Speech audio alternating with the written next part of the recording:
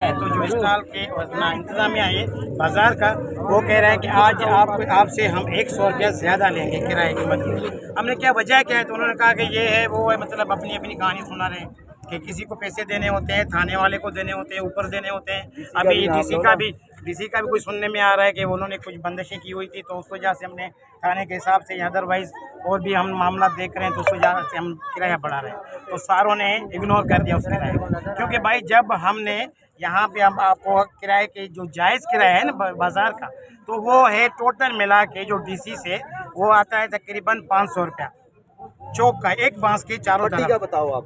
चौक और पट्टी का है 250 रुपया, सही है। तो उस पे ये डबल चार्जेस कर रहे हैं। डबल से मुराद है कि एक चौक का ये हमसे ले रहे हैं 1000 रुपया, आज कह रहे हैं उसके 1000 से बढ़ा के हम 1200 मतलब आपसे लेंगे एक चौक का।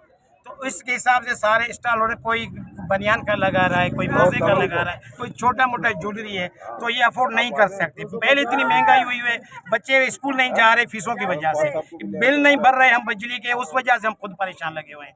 तो इस हिसाब से इस महंगाई को देख के छोटा मोटा ये कारोबार कोई कर रहा है, मगर इन इंतजामिया वालों को अपनी पड़ी हुई होती है कि ये इतना बड़ा ना। अभी कह रहे हैं कि एनओसी हम लेके आ रहे हैं 120 दिन की, तो उनमें से हमें हर 3 महीने के बाद आपका अभी किराया बढ़ाना होगा।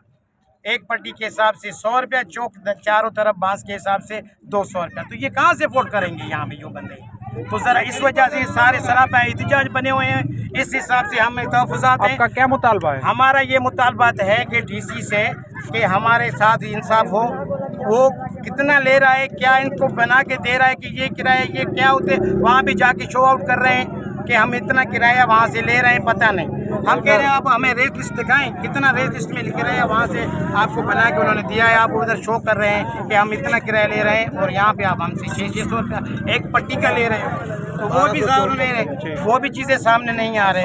सुबह से ये सारे धूप में है और ये इतने टेंट फटे हुए होते हैं, सही है। और यहाँ पे लड़कियाँ लेडीज़ जो आती हैं उनके साथ छेड़खानी अलहदा से होती है, उसके लिए भी कोई मतलब कोई भी इन्होंने कोई इंसान नहीं किया। बाकी ये होता है सहूलत होती है, कोई सिक्योरिटी गार्ड लेडी कांस्टेबल हो, कोई सिक्योरिटी के हिसाब से कोई यहाँ पे ऐसे इंतजाम हो जिसके हिसाब से प्रॉपर बाजार अच्छी तरह से चले और हमारी रोजी रोटी भी आसान हो जाए।